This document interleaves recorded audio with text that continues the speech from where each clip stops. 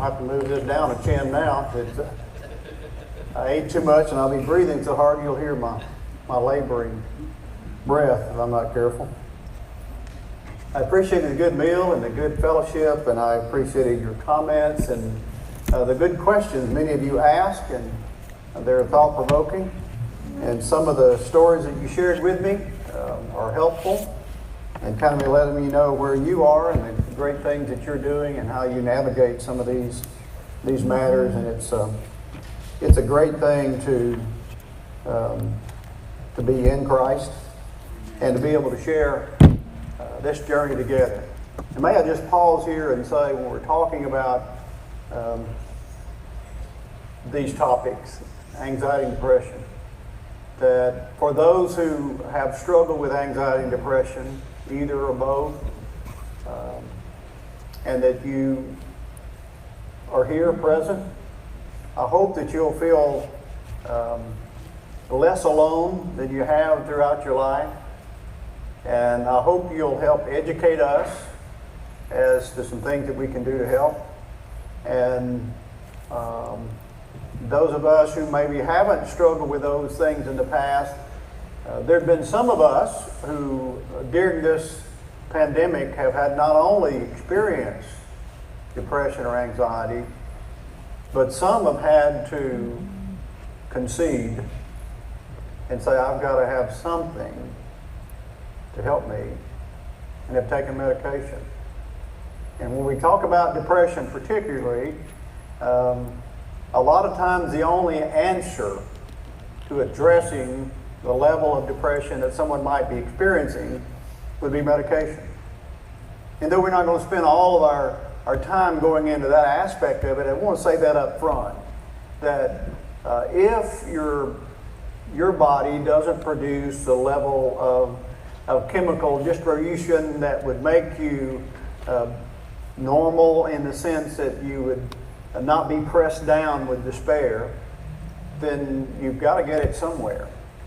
And if your body doesn't produce it, it's like a person who's a diabetic and their pancreas doesn't produce the insulin they need. Guess what? They've got to have the insulin.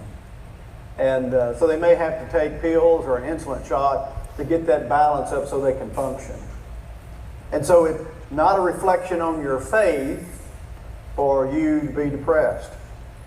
But it might be a reflection on your faith if you're not willing to do anything about it and you're not willing to address it when there's the ability to do so. And like insulin or anything else, any medication has some side effects.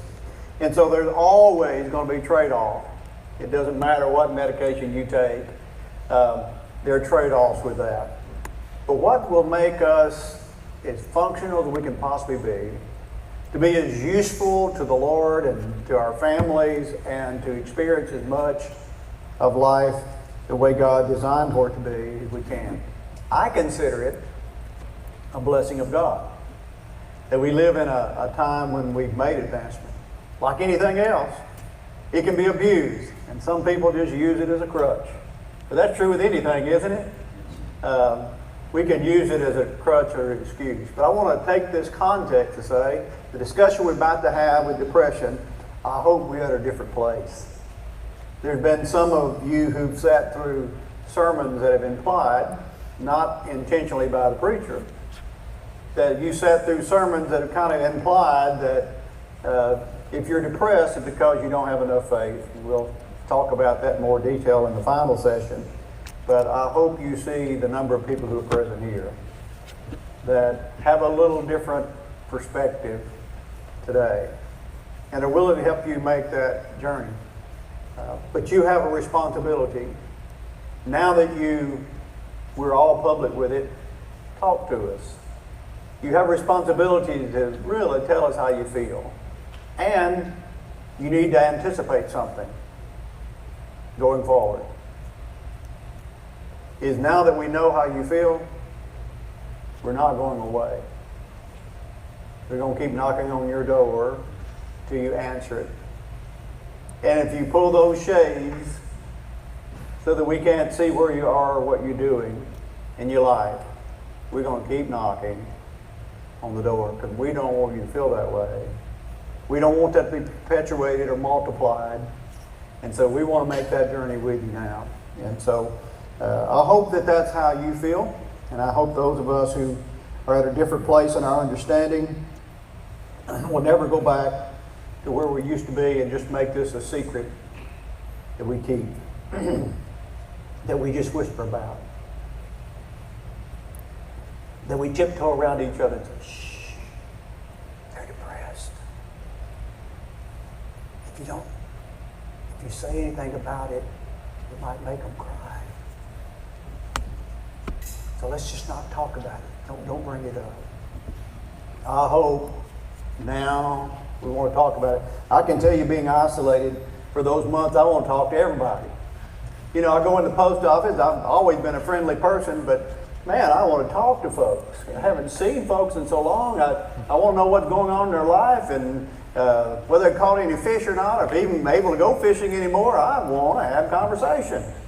And so we ought to have that kind of mindset here. This particular hour, or 40 minutes or so, we want to talk about normal depression. And again, don't want to bore you with the details of those things, but you need to understand the immediate context.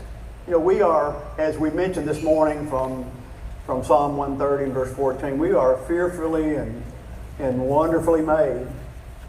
But there are times when either genetically or because of injuries or circumstances of life that are beyond our control, we have some malfunction in those areas.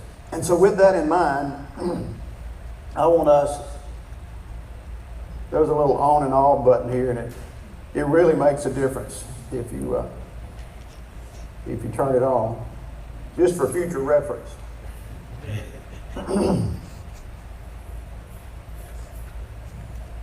When we think about how we're made, depression is partially and particularly a chemical imbalance, and it's a brain function. In other words, our brain is designed in such a way that it releases the chemicals we need for the circumstances we're under, and kind of keep that balance so we can just look at life and experience life and react to life. We can fulfill even scriptures that we are to weep with those that weep and rejoice with those that rejoice. There's a little contrast there, isn't it? Now, how do you get to the point where you can rejoice with those that rejoice? Well, there's something that happens to us that allows us to be euphoric because they are euphoric. That we're excited because they are excited. Well, how do we get to that point? We learn the news, we get excited because we're fearfully and wondrously made, and that thymocampus releases the right kind of chemicals, and it's dispersed throughout our bodies, and those little neurotransmitters make sure that we have the special amount of serotonin and neurolephin and dopamine that, hey, I'm excited for you. That's something you worked really hard for, and that's a great achievement. I am so excited for you, and mean it, because we feel it with them and for them. And we're designed that way.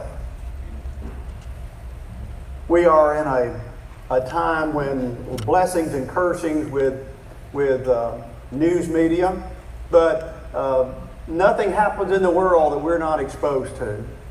And here's what you probably noticed that I've noticed. That there can be a person on the other side of the world. They can be in Pakistan. Maybe an earthquake has occurred and a building has collapsed. And here's a parent who's obviously holding a lifeless body of a child. And they're rocking back and forth. And they're wailing. You know what I do? I feel myself rocking back and forth with them. I don't speak their language. I don't share their religion. I don't experience their life. But I know what they're feeling. And we share the same kind of emotional shedding of tears. We're designed that way. And so when all is working like it's supposed to work, it's released at the right time, for the right reason, so we can experience those things and make sure that we handle life as it comes. 2 sometimes that doesn't happen that way. And our body overreacts. And sometimes it'll release too much cortisol, and cortisol is kind of that little chemical gets dumped during that fight or flight kind of experience where our adrenal gland says, okay, you need some dose of energy here to react and to move. And if we get into those depressive cycles where we don't have the right balance, we don't respond the right way over a period of time, and that cortisol continually is released and continually is released, and all of a sudden now it's not working for us. And now not only do we not feel like we should feel, but now it starts physically breaking down our body and starts physically affecting us, and in every sense of the word becomes harmful to us. So if we have these discussions, and maybe you have a loved one who has to take medication to make sure those things are right, don't put them in a position where they've got to please you and do without the medication, and then their body has to react in a negative way, and everything starts breaking down. It won't get better on its own. It has to be addressed. So what's normal kind of depression? When we think about normal, we throw that word around a lot, but and that is under most circumstances, with most people, this is what it's like. When things happen that sadden us, there's a reason for them to sadden us. A passage found in Nehemiah chapter 2, when here's Nehemiah in captivity, and just that alone we'd say, boy, I'd be sad all the time if I was a captive. He didn't appear to be sad all the time. Evidently, from the king's reaction, Nehemiah wasn't a typically sad person. In Nehemiah chapter 2 and verse 2, the king specifically asked him, what has happened to thee, Nehemiah? In fact, he said, why is thy countenance sad? Seeing you aren't sick. In other words, there's not a physical, obvious reason for you to look the way you look. So evidently, even as a captive, the cupbearer for the king who had to serve a foreign leader, he evidently in his normal circumstance of life, was a pleasant person. Even in those circumstances, he must have had a pleasant disposition. And the king immediately knew the difference. What's going on, Nehemiah? You don't look the same. Here's this foreign king who had a cupbearer, and he was observant enough to say, okay, something going on with you. Not our purpose in this seminar to spend time on that, but the king even teaches us a lesson, doesn't he? We ought to pay attention. When there's obviously something going on with folks, what would be wrong with saying, there's something you want to talk about? That does a number of things. It lets him know, I pay attention to you. You're important to me. And there appears to be something bothering you, and I care. To me, that's what the king was saying. Okay, Nehemiah, your disposition doesn't look the way it normally looks. And to my knowledge, you're not physically ill. Why do you look sad? Now, in this case, Nehemiah, he was afraid, obviously, because he's a captive, and he has a responsibility, and his responsibility is to make sure that anything the king drinks is not poisoned, that he's going to be healthy.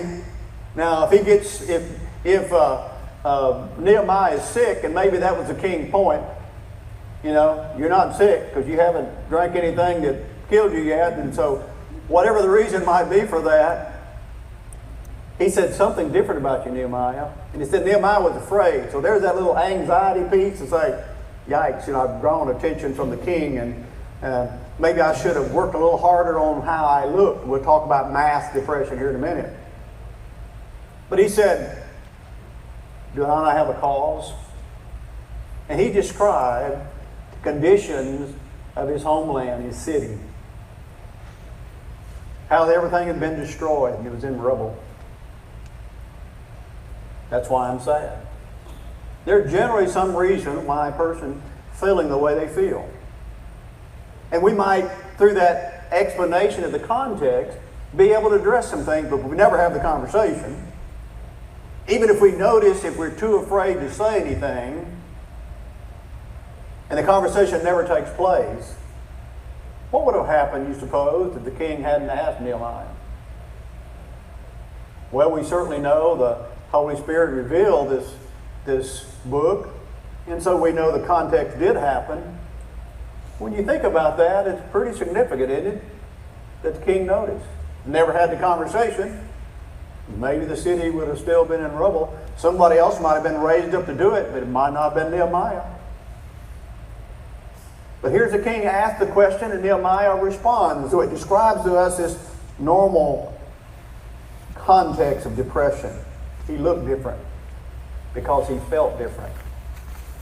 And he felt different because he'd gotten news back from his homeland, and everything is in rubble.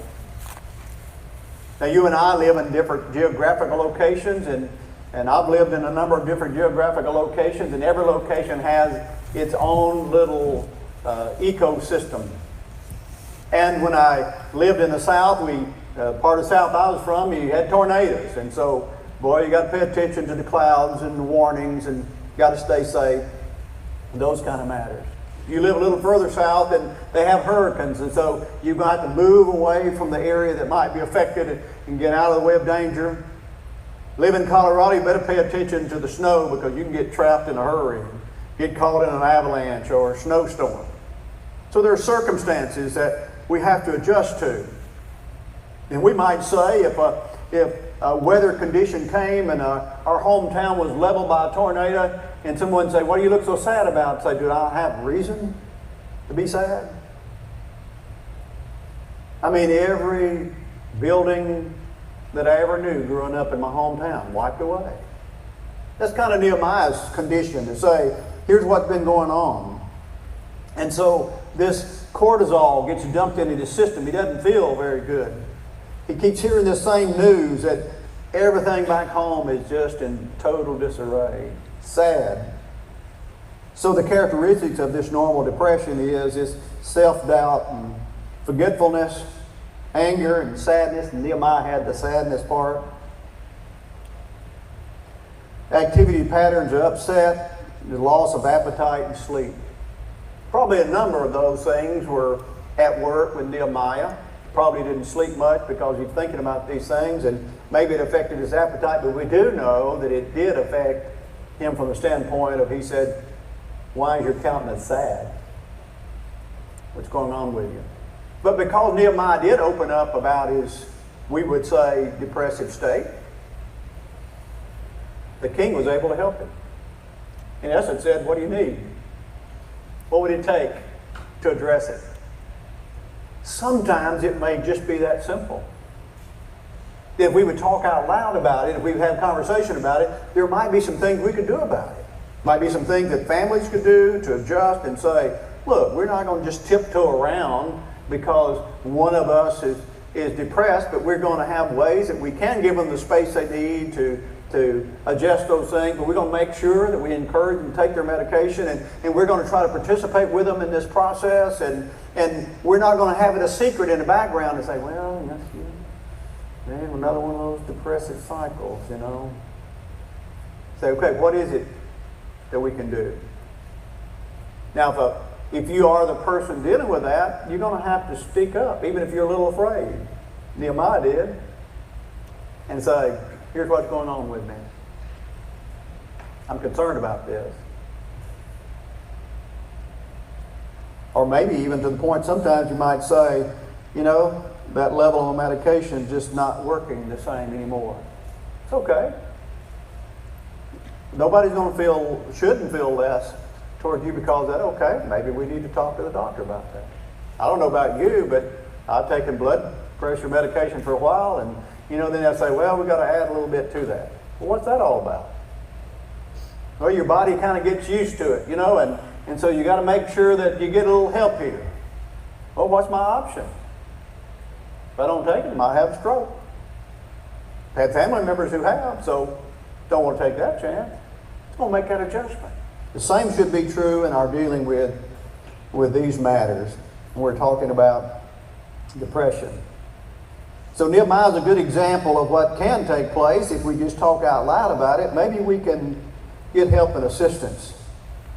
And then there's that mass depression.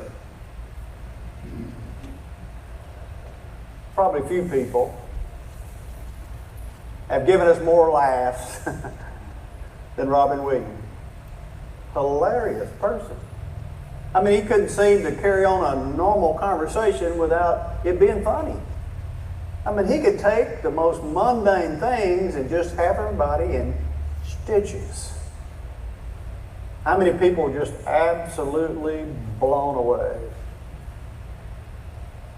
when you found out he'd taken his own life? You know, the headlines immediately pointed out for years and years and years he suffered from depression. We would say, not Robin Williams. Why? He masked it. He was funny. Covering up how he really felt by being funny to other people. That happens a lot. You probably have family members that if people really knew what they struggle with, they'd say, no, not him. Not her. She's the most gregarious, jovial, positive person I know. Depression? How's that possible? They learn to mask it.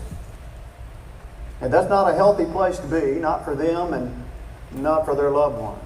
It doesn't mean you just give in to depression and say, well, I'm just going to be sad all the time. That's not what we're talking about. But we're trying to say you don't really talk about or engage with how you really feel. There's a passage in Proverbs 14 and verse 13 that says, even in laughter, the heart is sorrowful, and the end of mirth is heaviness. Those don't go together very well, do they? He said, even in laughter, the heart is sorrowful. Weep with those that weep and rejoice with those that rejoice. And when you try to put those together, it just doesn't seem to fit, does it? Well, why are they together? You're trying to cover up for how you really feel by putting forth a different image. And when you're talking about masking a depression, we're talking about self-inflation, self-sacrifice, increased activities, weight gain or loss. Some of those people who are just go into a crowd and they just work the crowd. I mean, they're happy and they're joking and they're carrying on, and here's that self-inflation. You know, I'm just in control person, I'm this happy person, I'm just bubbling over, and you really get to know them and think, no, that's not it at all. And what happens sometime behind the scene is they self-medicate. They find some drug or they get hooked on alcohol and they just really trying to say, I don't want to feel this way anymore. And for at least a period of time, if I self-medicate, I don't feel that way anymore. And they go through these cycles over and over and over. And again, when we hear about it, we think, that's not the person I know. Are you talking about so-and-so? Wow, I mean, they're the life of the party.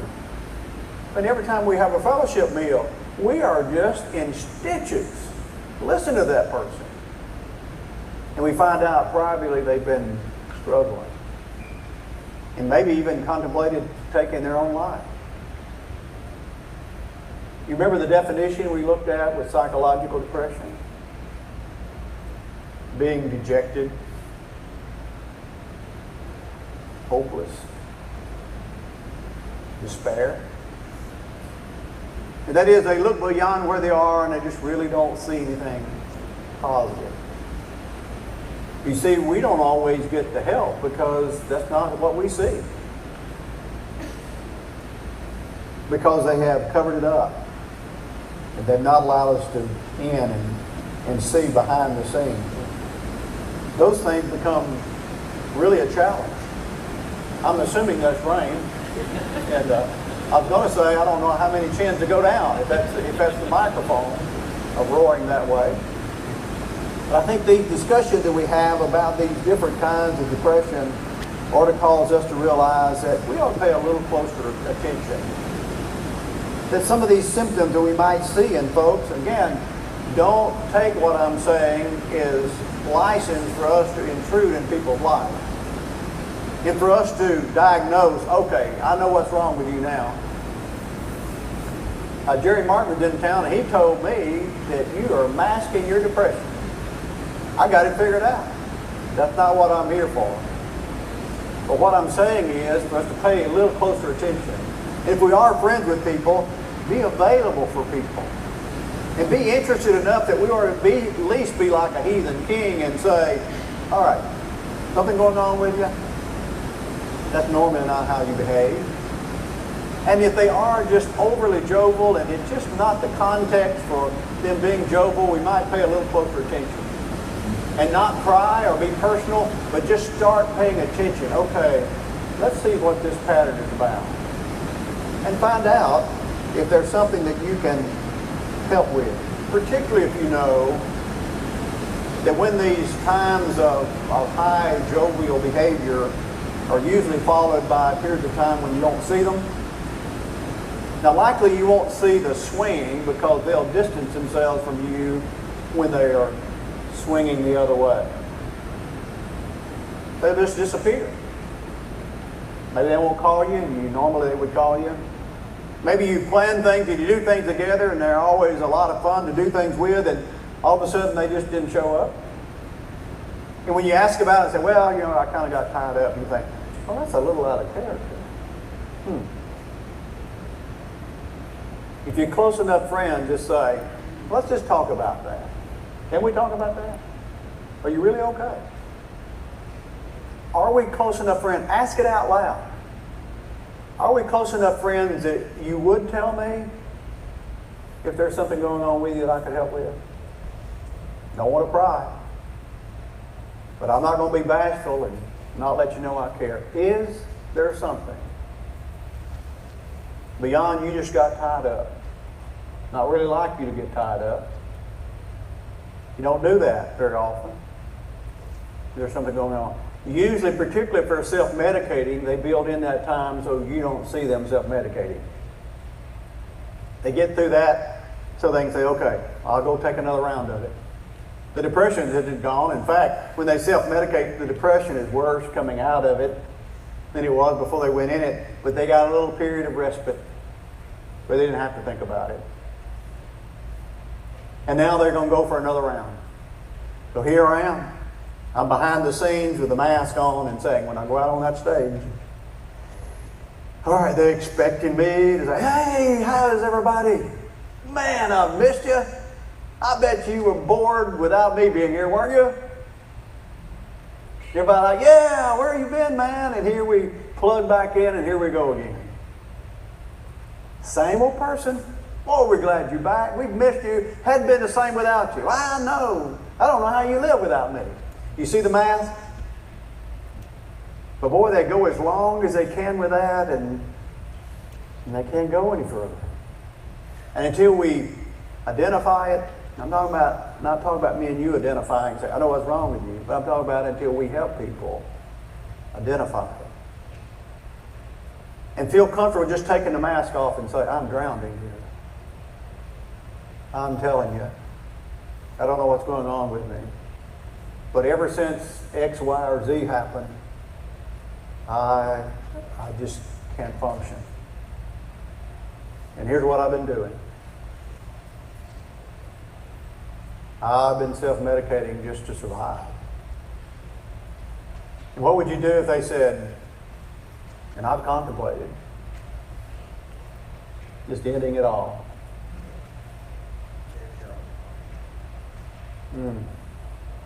Well, let's talk about something else, okay? We're not going there. If they were comfortable enough to verbalize with their own lips, it's been really, really bad. then you be uncomfortable enough to say, can we talk about it? And could you explain to me exactly what you meant when you said, end it all? You know what I would want to do? La, la, la, la, la, I didn't hear that. He probably didn't mean that. He'd say, end it all like whatever it was going on in his life. He didn't want that to continue, but he would, la, la, la, I don't want to hear that. Because if I hear that, then what do I have to do about it? You see, if they ever get to the point where they're comfortable enough with you, or fatigued enough with the situation, take the mask off. Don't dare run from them. Don't be repulsed by them with the mask off because you don't recognize them. Because I'm here to tell you, that's who they really are most of the time. And if they were comfortable enough with you, and you've been kind enough to them, for them to let you see, that's when you want to embrace them. And here's what I tell folks. Brother, sister, neighbor, friend, you kind of drew a short straw. You got somebody that cares about you, and I'm not going anywhere. So if you're comfortable enough telling me where you are, even if I look uncomfortable, and if I am uncomfortable, I'll tell you I'm uncomfortable, but please don't stop talking. Because I really want to know. And I really want to help. And then be connected enough in your community to know where resources are. Medical doctors, counselors, ministers, elders, network of people that help you survive in life. Say, look, we've got a good group of men. They're not medical doctors and they're not licensed counselors, but they really care about your soul. Talk to them about it. If elders are aware enough, then they're going to have connections in the community where maybe they have on retainer counselors who know how to deal with those things, or medical doctors that they could go to, like my sister was, who could do those examinations, make sure you eliminate all the medical things that might be possible, and then provide for them, even if it's at the resource of the church, to say, we'll address this together. You know, one of the most wisdom-filled experiences that leaders in the church can have is listening to the sheep. They can't experience everything, but they can empathize with folks when they're comfortable enough with their shepherd to say, here's who I really am. I want to be at a different place. When I try to do it myself, it gets worse. For them to embrace them and say, look, we'll do whatever it takes. And be okay and say, look, we don't really know how to address that particular issue, but we're going to be right here beside you, and we're going to find those who can. That's what we need to do when we're talking about these particular matters. Even in laughter, the heart is sorrowful. That's that mask. That's that attitude and disposition that says, you know what? People expect me to be this way. So if that is the case and you seek help and you receive medication, then what? Particularly when we're talking about this normal and mass depression.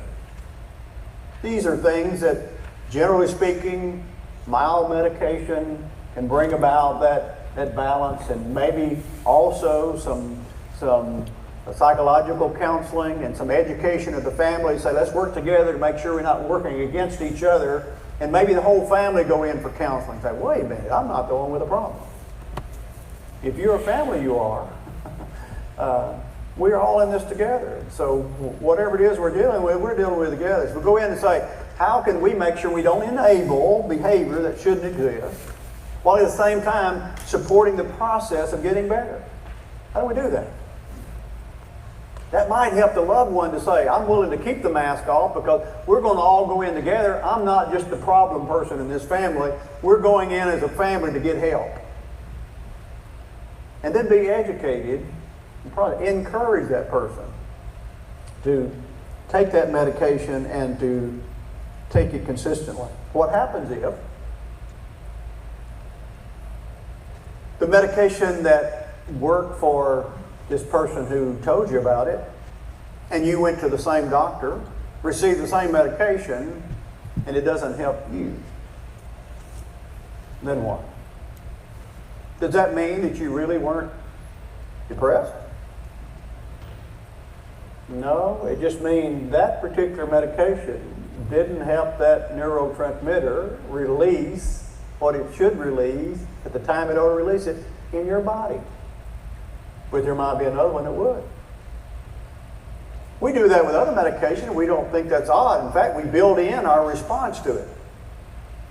If my wife has an infection, she'll go to the doctor and they'll give her penicillin.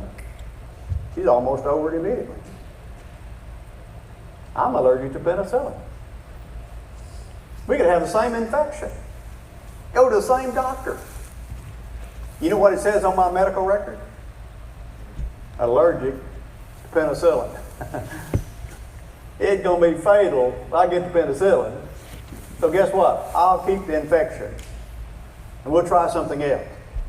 But when I get the infection, I'd like for it to be cleared up. So I'd say, well, you're out of luck. Can't take penicillin. No, something else might work. Something else generally does work. Now, what we've discovered is whatever they give me to clear up the infection takes me a lot longer than it does Denise. And she said that's because I'm a wimp and I just accentuate those things, and she's got a real high tolerance of pain and she just doesn't complain about it. So that may be true too. But the key is this. Same condition, have to take different medication. Let's be honest enough in this process to say, we're going to keep seeing the doctor until we get something that works. And let the doctor be the one to supervise it. Tell them exactly how you feel, what the response is, whether it's working or not working. Do not, listen to me, do not, under any circumstances, take yourself off of medication a doctor put you on without the doctor's supervision. It could get you into serious trouble. So you see, when you add that to the chemical makeup of your body adjusts to that. It places that in the right order of things. And even if it's not working for you the way you need for it to work, it's working. And when your body makes those adjustments and you just take it away, then everything in your system starts saying, where is it? Where is it? And they start releasing other things and say, we've got to find out what's happening here. And you'll get into crisis mode quickly. You might say, well, it's just not working. Okay. Then you say that to your doctor to start with. This works. I want to keep doing it. If it don't, I want you to help me get off of it. And what they'll do is they'll start decreasing it and decreasing it and decreasing. You're off of it. And when it's out of your system, then they introduce something else. There's a process to this. And so when you have that occasion, make sure that you use it wisely. We're going to spend a little time in the next session. We'll let you out of this one a little early. We're going to spend some time in the next session talking about neurotic and psychotic depression. If you've noticed with the anxiety and with the depression, we start out with those things that most of us deal with, and then we start addressing those things that not everybody deals with. And we go from the least intrusive to the most problematic, so that we know that there are different levels of concerns we might have. And depending on where we are and what we're dealing with, we'll have some suggestions we can make on how to deal with those. So we'll take a quick break and we'll come back and start our fifth session.